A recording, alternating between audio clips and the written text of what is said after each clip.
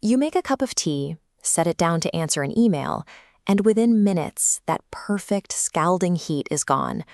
But if you forget about that cup for an hour, the last few sips stay lukewarm. They hover at room temperature for what feels like the rest of the day, without ever turning completely cold. Why does the speed at which heat escapes change so drastically over time? This is the rate of cooling. Heat loss shifts its pace as conditions evolve, behaving as a dynamic, changing variable rather than a constant flow. The speed of this cooling is dictated by the temperature gap between an object and its surrounding environment. A massive difference between hot liquid and a cool room results in rapid heat loss. As your tea cools and that gap shrinks, the rate of cooling continuously applies its own brakes, slowing the temperature drop minute by minute. To prove this, we have to move into a controlled environment where we can eliminate outside drafts and isolate the heat. Scientists use a calorimeter. It consists of an inner copper vessel shielded by a double-walled outer jacket, allowing us to track heat transfer without interference. Inside that copper vessel, we place hot water and monitor it with a precise thermometer. We call this fluctuating temperature T2. Surrounding the inner vessel is the water jacket, which simulates a stable room temperature. We label this constant environmental temperature T1. By isolating T2 and T1, we can measure the exact temperature gap, delta T, and track precisely how long it takes for the heat to fall, giving us pure data. Isaac Newton observed that the rate of loss of heat from a body is directly proportional to the difference in temperature between the body and its surroundings.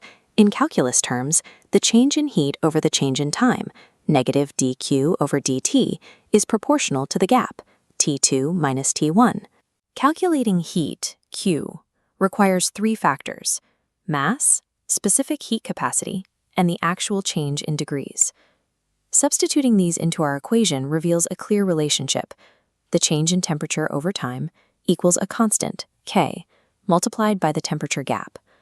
This proportional relationship is highly accurate for small temperature differences between an object and its room. This equation models the slowing speed limit of heat loss we observed. But to predict the temperature of the water at a specific minute in the future, the differential equation must be solved. Tracking a constantly shifting rate requires integrating the equation over time to find a static relationship. Integrating both sides results in a formula that introduces the natural logarithm to the temperature gap, equaling negative kt plus a constant, c. If the math is correct, graphing the natural log of the temperature gap against time yields a perfectly straight line. When we plot the data gathered minute by minute, the points form a straight line with a negative slope, validating the integration. This result confirms Newton's law. While the temperature itself falls at a changing speed, the natural log of the temperature gap decreases at a perfectly steady linear rate. While the straight line provides proof, we need to rearrange the natural log equation to solve for T2 if we want to calculate the actual temperature of an object. Through algebraic rearrangement, we arrive at the final formula, featuring the exponential constant, E. This chart shows the physical shape of the equation, a predictive curve that drops sharply at first and then flattens as it approaches ambient temperature. This curve dictates the life cycle of every hot beverage.